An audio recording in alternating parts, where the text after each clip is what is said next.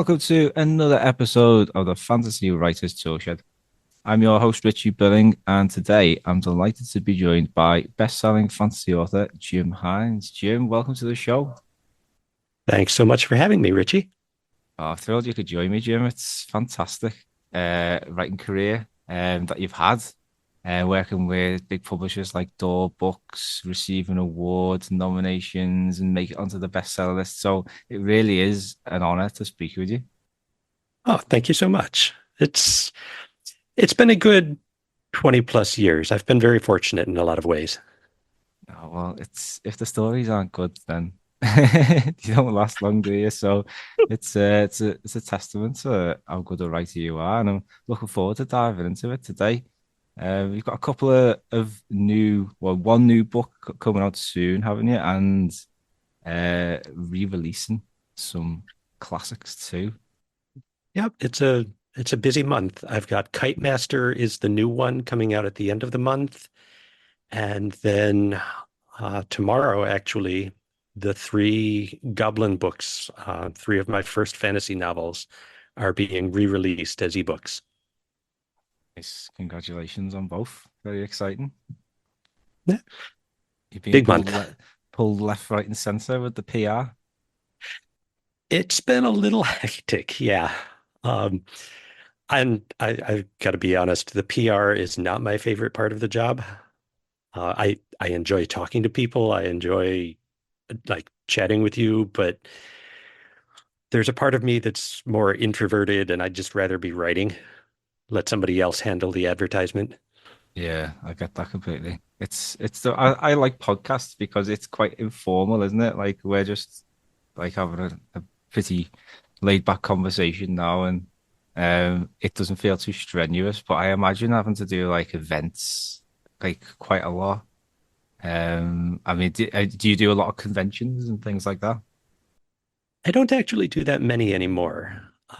Earlier on, I would push myself to do more of them each year, partly because that was the advice is go out, do conventions, meet editors, meet agents. It's all about word of mouth and who you know.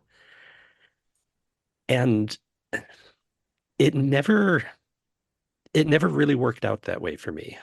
I mean, I did meet some people. I made some connections there. I can point to a few short stories I sold through making those conventions connections. Um, but the amount of time, the amount of energy that goes into it, I think really the primary goal has to be just keep writing, keep improving, keep sending stuff out. You know, these days, if I do the conventions, it's more to see the people. It's not a career thing as much as, hey, I want to go hang out with my writer friends and see what they've been up to and laugh and catch up.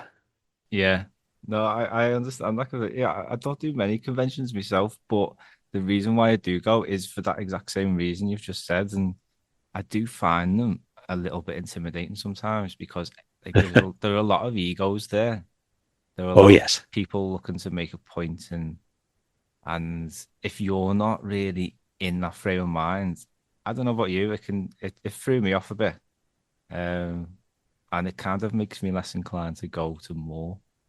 But The very first convention I went to, I had gotten onto one panel and I was all excited. I had published like two whole short stories at that point.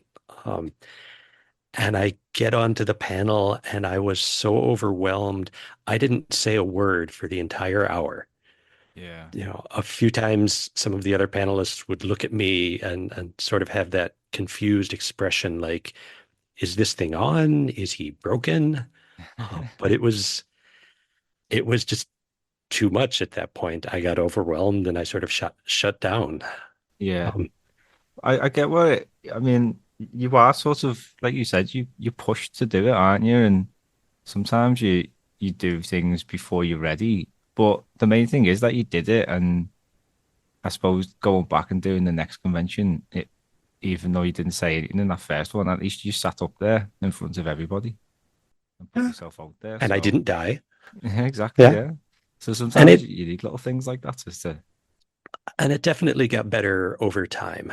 It got a little easier. I was able to relax more. I learned some of the tricks, like when I go to a convention, I am going to need times that I just go back to my hotel room and hide and decompress and recover for an hour. Then I can go out and interact with people again. Yeah. Um, and also getting to know people, whether it's meeting people and building those relationships at the conventions or going with someone, going with a friend, I think can make a huge difference. I Yeah. wish I had known, you know, back in the late 90s, take a friend with you, have fun together. It would help a lot with that sense of isolation and feeling overwhelmed. Yeah, certainly agree with that one. So, where did it all begin for you? Did you always want to be a writer growing up, or is it something that you came into later in life? I did not actually. When I started undergraduate after high school, my plan was to become a psychologist. I was going to be a therapist and save the world that way. And a friend of mine, he's a year or two younger, and he wanted to be a writer. And he had written some short stories, and he showed them to me from time to time. And I remember thinking, this is cool. This is interesting. And I'd always been a big science fiction fantasy reader. So I'm watching my friend do this, and I figured, oh, well, how hard can it be? I'll give it a try. Um, and as I imagine a lot of people listening know, it's harder than it looks. Um, but in that initial sort of, hey, give it a try, see what happens, I found things that I loved. I loved the creation. I loved those moments when a story comes together. And I was just having so much fun with it that I kept going. Yeah. Then I sent some stories out, and as almost all of us do, I got rejected. Um, and I think that hit some sort of button in my brain that that stubbornness gene, Yeah. um, saying, "Oh, you rejected this, did you? Well, I'll show you. I'll write one that's even better, and you'll buy that one." Nice. And it wasn't quite that quick, but I am happy to say that after, I would say, 4 years of writing and submitting, the person who rejected that very first short story did end up buying a different story of mine. Nice. Um, but yeah, a lot of it comes down to my friend Tim, and he was writing, and if he hadn't been doing that, I I honestly don't know if I would have gotten the idea to sit down and try it myself. Yeah. It's amazing. And then you just tried it and fell in love. Yeah, Yeah. I mean, I had written one or two things over time growing up just for fun, but never seriously, never with the idea of being published or being a quote unquote author or any of that. Um, I think honestly, for a lot of us when we're young, it doesn't even occur to you that much that there are actual people behind all of these books, that Yeah. being an author is something you can do. Yeah. You know, I just It's never really I encouraged in school, is it? well, and I can kind of understand it. It's not exactly the most lucrative or stable career in the world. Um, but I love it. Yeah. It's definitely a thing of passion, isn't it? It has to be, I think. Yeah. Yeah. Yeah. And yeah, I don't know. You see sometimes people going, "Oh, I'm going to do this. I'm going to make all this money, and I want to get all these awards and stuff." It's not about that, really. I don't think you could sit here like at a desk for God knows how many hours and just read the same thing over and over again Yep. if you didn't love it. So, And yeah, then if you're if you're really fortunate and you've done this for years and you get that novel manuscript off and and somebody actually wants to buy it, and most of the time they come back with, okay, and for this project that you've poured however many years of your life into, we're going to give you $5,000. Yeah. You really can't do it for the money. Oh, no. We'll talk a bit about that later because you've very open and transparent about earnings in the writing world, and it's something I really appreciate, and I think a lot of people should hear it as well. So it would be great to dive into that a bit more. I was going to ask you about the Goblin Quest books, and was that Sure. one of your earlier pieces of longer fiction, or how did all that come about? Goblin Quest was the first novel length fantasy story that I actually sold. Nice. I had written a few other book length manuscripts. They sent them out, the publishers sent them right back. And Goblin Quest, it was a bit of a revelation because those earlier books, I had been trying really hard to write capital G good books. Yeah. I was, what's going to sell, what's going to be well received, what are, how do I become a great author?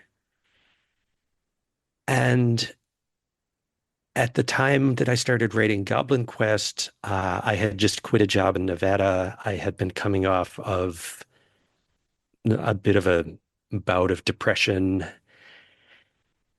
And I was in a space where, you know what? I don't care. I'm just going to write something fun and goofy.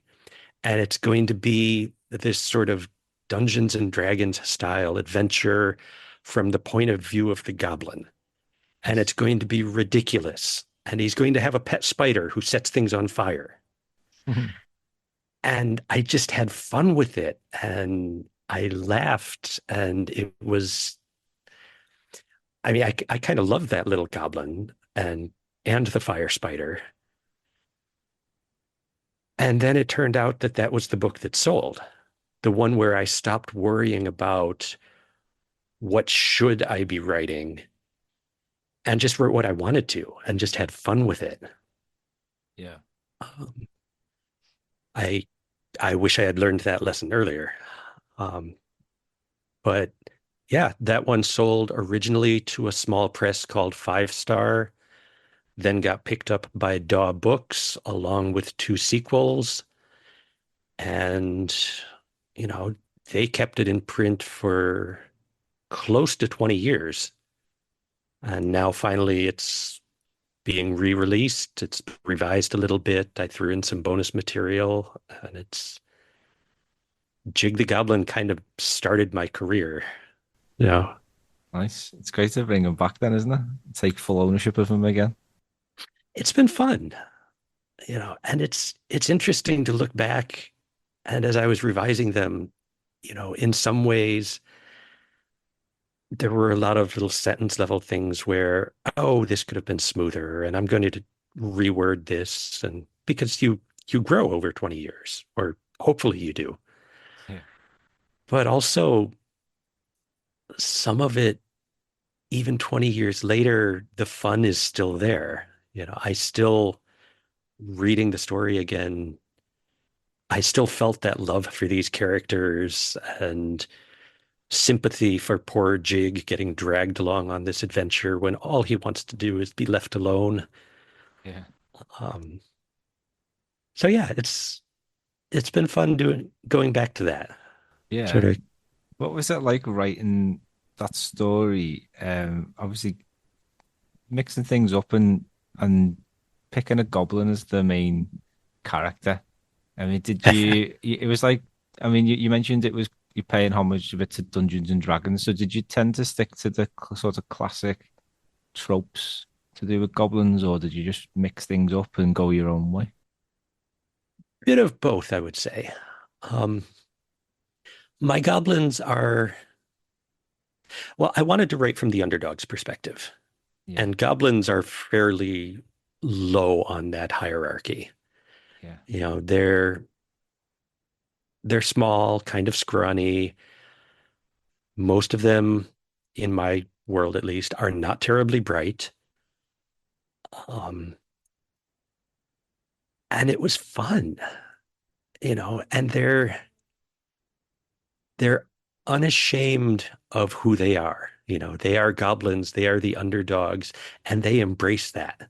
They know what their role is in the whole fantasy world adventure hierarchy. They're going to go out, they're going to probably get slaughtered, but some of them will survive, and that'll be great. And maybe they will kill some of the elves and bring one back to eat for supper. Yeah. Because they're also, when adventurers come in, you kill them and you eat them. There's not a lot of food variety in your caves and caverns. Um, and just, it was fun getting into it and deciding, okay, for when they do capture the elf, they're going to have a chef who's very, very good. It's not just going to be your typical fantasy, we sit down and eat stew. It's like, Yeah. no, we're going to have barbecued elf ribs sprinkled with fire spider eggs and sort of sauteed in oil of whatever fungus we have growing on the cave walls this week. Um, Nice creamy so sauce. yeah, I mean it started out with some of those Dungeons and Dragons tropes, but I like to think that it got developed and grew a lot beyond that, especially over the course of the second and third books. Yeah.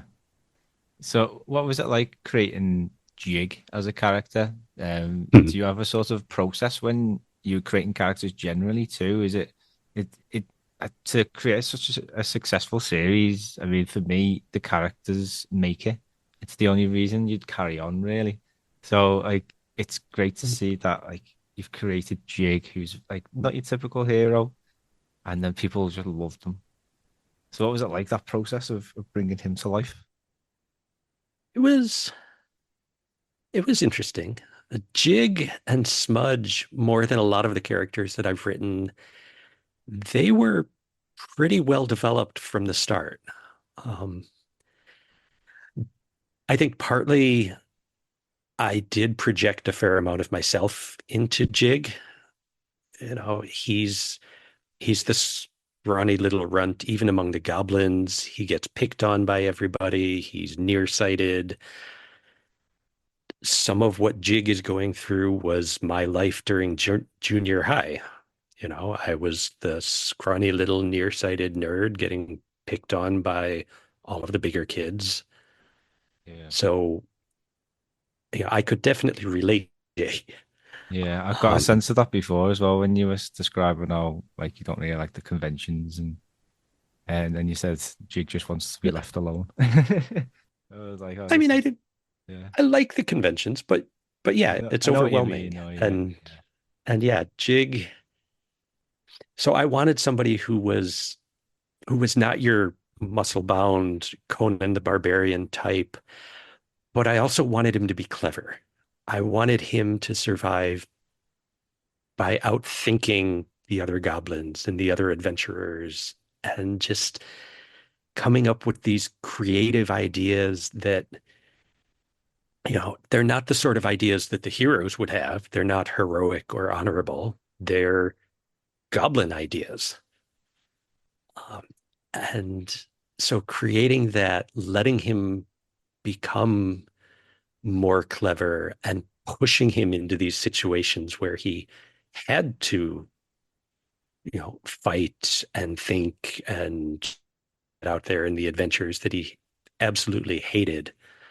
It was a blast. yeah. You know, I've said before, more than any of the other characters I've created, if Jig were ever to meet me in person, he would immediately stab me in the face just for all of the stuff that I've put him through. That's what you got to do to your characters, though. Put them through In hell and back. general, yeah. If you're just being nice to them, it doesn't usually make as much or as good of a story. Yeah, I agree. What other sort of key storytelling techniques do you like? to follow, or would you recommend writers check out? Hmm. Key storytelling techniques. One of the things that I need to do, and obviously everybody's process is different, but for me, I find myself needing to do like a 1 or 2 sentence summary of who the character is and what it is that they want. What is that one core desire that's sort of driving everything? Yeah. For Jig, it would be he wants to survive and be left alone. Almost everything he does is, how do I get out of this? How do I survive? Some of the other characters, it gets a little more complex. Um, like in Kitemaster, the protagonist wants to stop the evil queen and protect her friends and family. Uh, but having that 1 sentence, it lets me go back whenever I get stuck and say, okay, what does this character want? That's going to dictate what they do next. When the plot gets stuck, when I'm not sure what to do next, let the character drive that. What do they want? What is their next step to get that? How can you stop them from doing it? Well, yeah, and then we throw obstacles in their way, and or we give them unexpected consequences, Nice. um, or okay, you've made this small step, but now the stakes are higher because the bad guys are reacting to what you've done, or there are lots of ways to make things go wrong. But yeah, it's I think one of the earliest storytelling structures that I was taught uh, is that a short story is a sequence of try, fail, and eventually try, succeed or not, depending on how you want to end the story. Nice. That's interesting. Yeah. And then with Um, each yeah. with each of those try fail cycles, the stakes get higher. Um, Maybe the initial try fail, you've made things worse. Now, Yeah. instead of trying to get out of the locked building, now you've accidentally set it on fire. Stakes Yeah. are higher. Try again. Nice. That's a really good example. I always find structuring short stories quite difficult. Um, I like messing around with things, using different structures, but capturing that perfect moment is hard, isn't it? It is, and it's so much more focused. Um, in a novel, you have time to wander a bit, to follow secondary plot lines and storylines. And with a short story, it feels like, I don't want to say constrained exactly, but it feels so much tighter. Yeah. Um, I Yeah. remember the advice back in the 90s that I was hearing was, start with short stories, write them, publish them, build yourself up as a writer through short stories, and then you'll be able to do novels. Yeah. And what I found is some of the skills do carry over, but short stories are short stories and novels are novels. And just because you can do one doesn't magically mean you can do the other. Yeah. Totally agree with that one. Speaking of novels, you have a new one out at the very end of May. Yep. Kitemaster, which you mentioned there before. Do you want to tell us a bit about what the story involves, and what kind of themes and things you're exploring in this one? I'd love to. Um, Kitemaster is one of the more difficult. books that I've done to sum up in a single sentence. Um, it started in part, well, no, let's step back. It's a secondary world fantasy. It's standalone, and it's set in a world where uh, the wind is pretty much central. The wind never stops. The wind drives almost everything. The technology, it's all sails and windmills and wind wheels and kites. A lot of the the animal life has evolved uh, to adapt to these unending winds. There are cloud serpents that live their whole lives in the air. They never land. Even the stars, when they come out at night, they're not blowing up the way they do in our world. They blow across the sky in a streak, like they call it the night river. Yeah, And sounds it amazing. varies from one night to the next, depending on how strong those winds are. So that's your world setting. Like it. And the character, Niall, is a kite master, meaning she has some magical ability to control the wind and to control pretty much anything that's flying on the wind, kites being the obvious one, but she has some control over birds and bats and creatures like that. And it means she is very valuable because kite masters are the ones who can pilot kite ships, these enormous sailing style ships that are flying on giant kites. And once she discovers this gift, she gets drawn into this struggle between the queen, who is also a kite master, and is, without giving spoilers, trying to use that gift for some very bad things. The queen's son is trying to prevent this and is a runaway. Niall sort of gets kidnapped and ends up on a kite ship with the runaway prince. So they're trying to survive and stop the queen and her evil kite masters well, from doing bad things. Sounds fantastic. I absolutely love the world and how you've shaped everything around that unique aspect of it, and the stakes obviously are really really high as well. It sounds brilliant. I'm gonna pre-order a copy as soon as we finish Oh, this thank you. podcast. It's it's a book that I've spent a long time working on. Yeah, It started as a short story probably about 20 years ago. And I loved this idea of the kites and the control you have over them. And, there are scout kites that you can strap yourself to and actually fly with your kite. And just more than a lot of my stuff, this one was driven by a sense of wonder. yeah, What are those scenes? What are those moments that make me go, ooh, that's amazing. I want to do that. yeah. Um, And what was it like creating the world? it was both a lot of fun and at times very frustrating. Um, it was fun imagining all of the different aspects, all of the different implications of how this world works.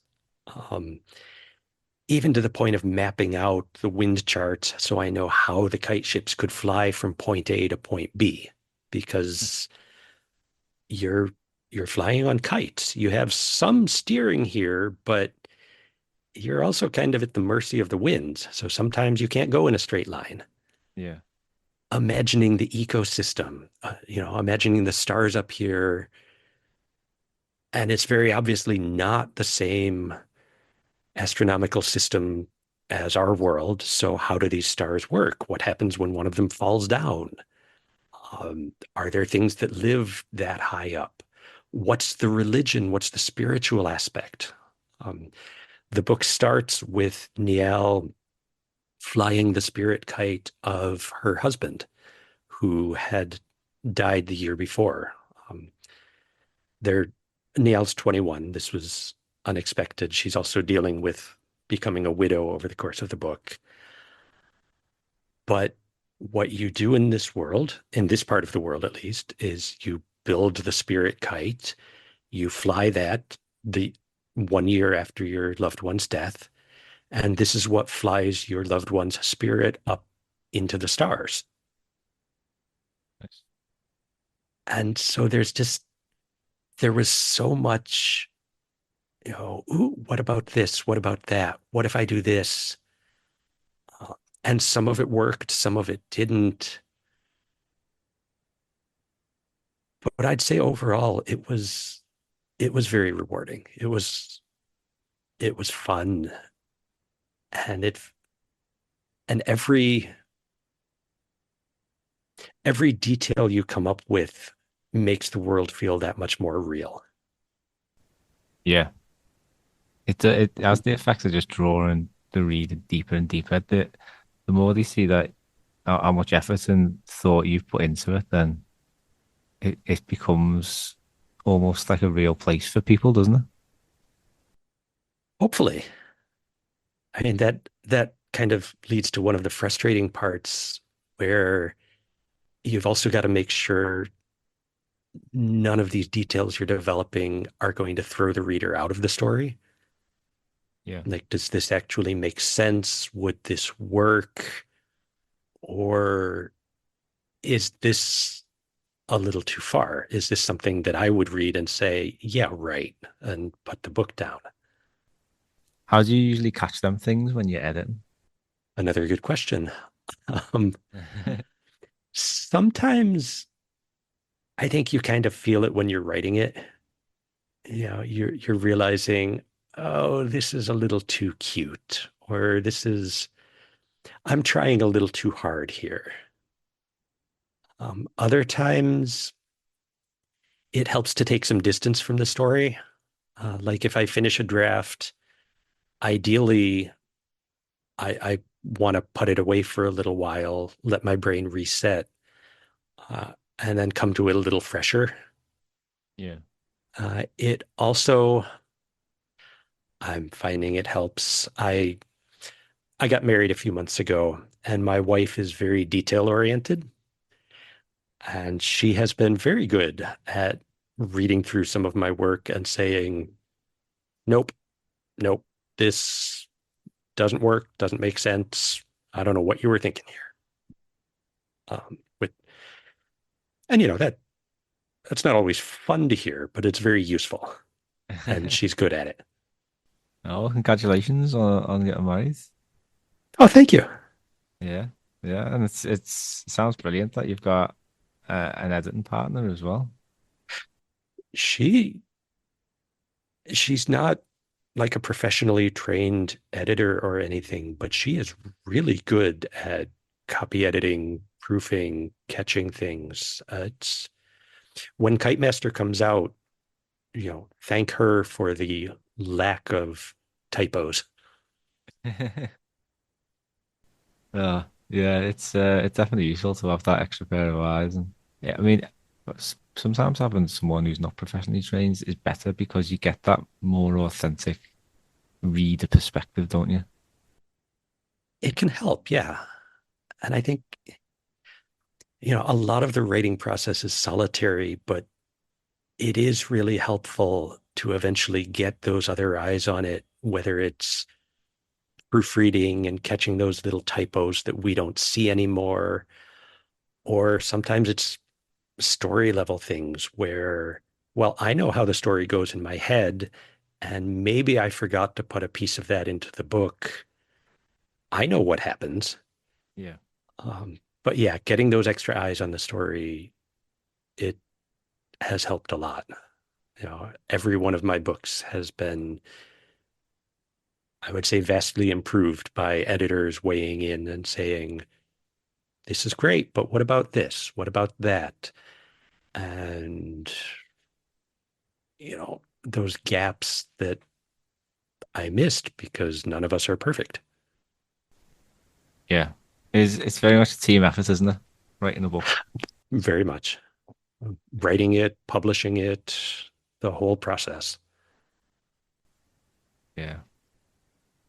One thing I wanted to ask you about was your background in psychology and how that's you think is helps with your writing. I mean, in the past we've had psychologists on the show, and I think it's really important, like, to get them insights from like psychologists, sociologists, because I think these different things all help us really get to grips with our characters, who they are, what motivates them. And I find it like psychology as a whole just really interesting anyway. So what was your what is your background in psychology? You mentioned before that you studied it. Did you end up doing a career in it as well? I did not. I finished my undergraduate degree in psychology, so I've got the 4-year degree. Um, I ended up going into computer support after that. Um, but the psychology piece, I did spend some time. I volunteered at a crisis hotline. I did some work with a sexual assault counseling program. Um, and I think one of the biggest ways that it helped was giving me experience in just listening to people, Yeah, you know, and some of the basics of psychology, okay, understanding how the mind works, how people think and behave, that's definitely important. But then learning to listen to people with different experiences, different backgrounds, different hopes, different dreams. I feel like if you can't do that, it's going to be, I won't say impossible, but very, very difficult to write a broader range of people or yeah, to write people who aren't thinly veiled versions of yourself. yeah. You know, I've I've had people ask about, well, Jim, you're a guy. How do you write women? How do you learn to do that? Well, I talk to them, and more importantly, I listen. It's really that easy. Just listening to people talk about their lives, talk about hopes, dreams, struggles, challenges, and recognizing that they're going to be different from your own. No, it's a brilliant bit of advice. Just listening and learning, and people tell you so much, and it's they They can tell you do. so much in body language and the things that they don't say as much as the things that they do say, and looking at the things that they focus on or put emphasis on or the way they say certain things. I just love it. I just find it so interesting. Oh, same, same, and watching people act, how they act in different contexts, Yeah. watching someone who, how do they behave when they're up on stage or giving a presentation versus when they're on their own, someplace relatively quiet. It, finding the contradictions in people. Yeah. We Oh, are bundles of contradictions, aren't we? oh yeah. Humans are messy. Yeah. That makes good material for writing. Oh yeah. Uh, Worries. do you like to use body language in your stories as like a bit of a storytelling device to like get the reader more engaged so that they're thinking about what other characters are doing or what's going on in their own heads, like just trying to piece things together because it's something that we often see in TV and films, isn't it? Because we're not able to go into characters' heads, so we have to ascertain things from like the way they look and respond to things like that. So, as a sort of uh, your background in psychology, do you like to inject quite a bit of that into your stories? Interesting. Um, I would say somewhat yes, partly because it's less interesting to just write Jig was happy than it is to write, Jig felt the joy bubbling up in his chest and he jumped up and down for joy and squeezed his ears to keep from screaming with delight. Yeah. Um, and also, I think there's a balance of what people express, what they don't express, and what they hold back. Sometimes, like writing a character who's angry or who's, well, let's go with the anger. One way to write that and depict it would be very loud, lots of shouting, lots of gesticulating. And another way is to show that character being very quiet and working very hard to contain that anger. Um, and sometimes that quiet anger is a lot more powerful for the story. So I think, a lot depends on the character. It depends on the story. It depends on what beats you're trying to hit, what tone you're trying to set. Um, but yeah, you have to have a range. You have to be able to do the sort of simple express it, show it, move on. And you have to show people being more complex or more conflicted or giving mixed messages sometimes. Again, it's that whole range of being human. Yeah. It's great. Lots of great material, like I said before. It's amazing what I mean, just people watching and getting ideas from the people you see on the street. It's amazing, just from a few minutes of looking like a busy place, you just see a complete range of emotions, don't you? I was just going to say I've had luck with that. Just once the internet came along, I can do people watching without ever leaving the house. Yeah. Just sort of reading people's stories, reading their experiences, both what they say, what they talk about, and how they talk about it. Yeah. It's fantastic. There's so much you can so many resources out there. We are spoiled for choice as a writer in this day and age. One question I always like to ask everyone who comes onto the show is what in your career has been your biggest struggle and how did you overcome it? Ooh, biggest struggle. I told you how Goblin Quest came about and ended up with Daw and all of the happy, this sort of launched my career part of the story. There was another part of that story where when I was sending it out, I got an offer from one of the big publishers, not Daw. And it was at that point, it was the dream. It was everything I had been working for, everything I had hoped for. I was over the moon excited. And for various reasons that we don't really have time to get into, um, the publisher ended up withdrawing the offer. And, there were reasons, but it was devastating. I felt crushed and I crashed hard. I was I went into a pretty hardcore depression for several months where, up until that point, rejection, not fun, but I could handle it. I could keep writing. But this, feeling like I had this dream in my hands and then it got yanked away, Yeah. that was hard. Yeah, it's Um, horrendous.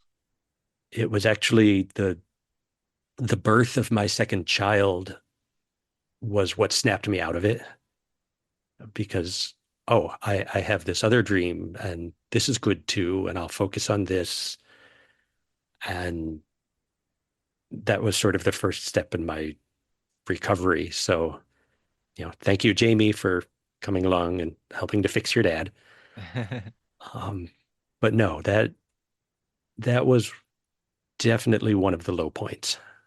And it was a struggle to bounce back from that and keep writing, keep trying.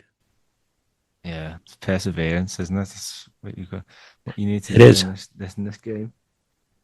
But you got there. It's a brilliant example to everyone listening that if you love what you do, just keep trying and good things will come, hopefully.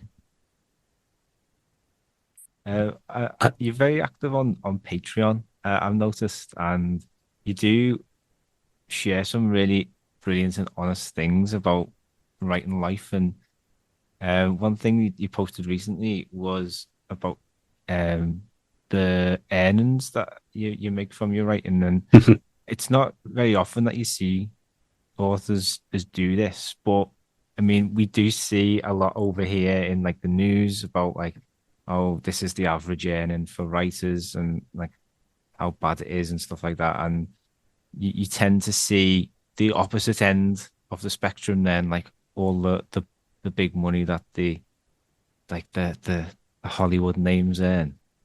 And yep. it's really rare to see writers just being honest and open and direct about what they make. So I really hats off to you for opening up about that and sharing that information. So can you tell us why you thought that was an important step to take and more about writers' earnings as a whole? It's because so few people do talk about it. Yeah, And so there's that sense, kind of like you were saying, it's one extreme or the other. Either if you're going to be a writer, it means you'll be poor, you'll never make a penny in your life, you'll just be destitute and working at McDonald's or basically life will be bad.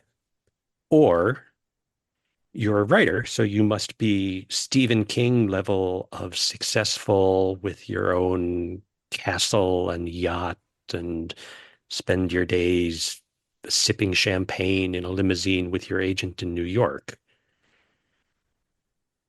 And so I think the more we have the conversation, the more we get, you know, at least a more realistic picture of the range of writing careers and how that can work. I feel like I've been very fortunate, um, and I'm definitely not at Stephen King levels, but I feel like I've been fairly successful. But also, I want to put out there this is what that looks like. Um, this is how it varies from year to year because writing can be very unstable.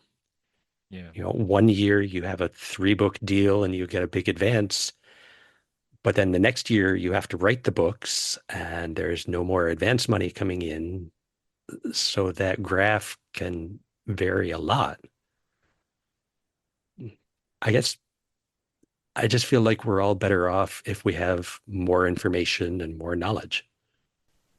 yeah. Because I suppose it's like going like asking for a pay rise at work, isn't it? Like if you know what the person who sits next to you who does the same job as you earns, and it turns out that they earn more, then Exactly. yeah, then you can quite rightly ask for the same amount of money, and it puts more power in authors' hands, doesn't it? Really?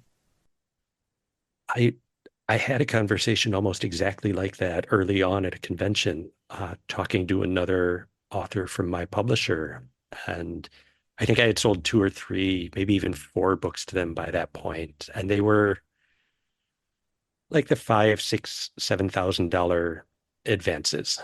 Um, and I was saying, I don't know. Is that good? Is that? And the other author kind of paused and said, well, it all depends. Everything depends. But he also wrote for the same publisher, for the same editor. And he told me they will go to 5-figure advances for, even, I don't remember exactly how he said it, but he made it clear that, okay, that's nice. They can go higher. Yeah. And that was that was huge because it wouldn't, at that point, I was just so grateful to be writing and publishing that the idea that I could go in and say, hey, I want more money, or hey, I think maybe I deserve a raise, or even just having the conversation Yeah. was terrifying. Yeah, I get that. Because, like you say, you've had the dream in your hands before and it's been snatched away, and you don't want it to happen again, do you? Right. It's like I don't want to, I just want to be grateful for what I have because I don't want to lose it. I think that's one of the areas where it's also been really helpful to have an agent so that I can talk to him and say, hey, I heard that this publisher gives out more advances. Can we ask for more money next time? And he comes back and says, well, let me look at your sales numbers. And I think maybe we can do this. And I am happy to say that the advances have gone up over time. Yeah, so it's great that you're so honest about it. And I mean, what I mean, do you speak to a lot of authors? Do you know what like other people earn as like a sort of general average? I do not. I maybe 10 years back, I did a survey of several hundred authors, just looking at the advances for first novels, trying to get more of a sense of that. Yeah, I would have to look at the numbers, but I think it came in around $5,000 or so. yeah, But just average author from year to year, I don't know. yeah. Like I say, there's so many variables as well. Right. And And an author who makes $1,000 one year might have something take off the next year and be, I mean, maybe even six figures. I don't know. It's probably rare, but writing is, it can be a little unpredictable sometimes. yeah, and you're obviously doing more of a like a hybrid thing now, are you? Because you're relaunching Goblin Quest yourself. And do you think that sort of approach works? I mean, there's a bit more work involved for you, but financially, do you think it would be more rewarding? Oh, it's definitely more work, um, more rewarding. It, I prefer to put out original novels through a commercial publisher Yeah, if I can. They have much better distribution. They're able to get the books out to a lot more people than I can do directly. yeah, Um, but then over time, those books fall into the backlist. They're not selling that many copies anymore. It it starts to make sense to say, okay, I will take these back. I will start selling them directly myself, which lets me boost sales a bit, reduce the price while you're also able to get a much bigger chunk of the royalties with each sale. So I think it does make sense to do both, at least for me. yeah. It's like the cycle a book goes through, isn't it? Like goes to the traditional routes, and then over time, with the rights revert back, then you can Right. sort of relaunch it, can't you? And put extra things in, and new covers, new content, and yeah, you basically get two runs of the book. Pretty much, yeah. And if, I mean, even if I can't get that extra sales boost, if we get to a point where, and I'm just making up numbers here, say a book is selling 10 copies a month, through the traditional publisher, maybe it's an 8% royalty rate, 10 a month, I make $8. If I'm putting it out myself as a $5 ebook, I might make $35 for the same 10 sales. Yeah, And I do that by selling the book more cheaply um, through through putting it out myself. I So yeah, guess. it just the math kind of makes sense at that point. Yeah. No, well, that's off to you, Jim, for being honest and open. And I think if anyone's looking for more advice like that, then do check out Jim's Patreon page, packed with lots of great stories as well, and lots of good insights. But thank you. But yeah, one last question for you, Jim, just to wrap things up. The question I always like to finish on is what advice or what single piece of advice would you have for any aspiring fantasy writer out there listening? I would go back to what I was talking about with Goblin Quest and say, write what you love, write what makes you happy. Um, don't worry as much about what you should be writing. Don't worry as much about what's popular or what's hot right now. Write what makes you happy and build from there. Brilliant advice. Nice and simple. And it's something that I completely agree. I've recently finished a project and it was something that I was really passionate about and really like keen to do and like excited to share with people. And it was just a completely different experience compared to like previous projects I've done where I haven't really always been like fully into it as much. But I completely agree. And yeah, I think even if you just do a short story about something you love and test it out, it's well worth doing. Yeah, I'd agree. Yeah. But Jim, thank you so much for giving up your time. I know how busy you are at the moment with the two books out this month, and I really appreciate you sharing your insights and your honest thoughts and your brilliant experiences as well. It's fantastic to chat with someone so gifted as yourself. So thank you very much. Ah, thanks for having me, Richie. This has been a lot of fun. It's been good talking to you. Thank you very much. If anyone wants to learn more about you and your writing and your books, where's the best place to go? Easiest place would be jimchines.com. Then there are links at the top to all of the different social media sites, but jimchines.com is sort of the central hub. Nice. I'll put links to that in the description as well as links to the books as well and Jim's Patreon page as well. Jim, thank you very much again. It's been an absolute pleasure.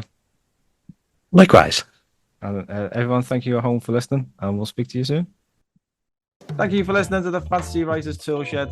If you'd like to join our writing community on Discord and get access to fantasy writing classes and books on Patreon, check the links in the description. And if you don't want to miss any future episodes, be sure to follow or subscribe. And to support the show, leave a quick rating on Spotify or iTunes and share this episode on social media or with anyone who you think may be interested. Thank you very much for listening.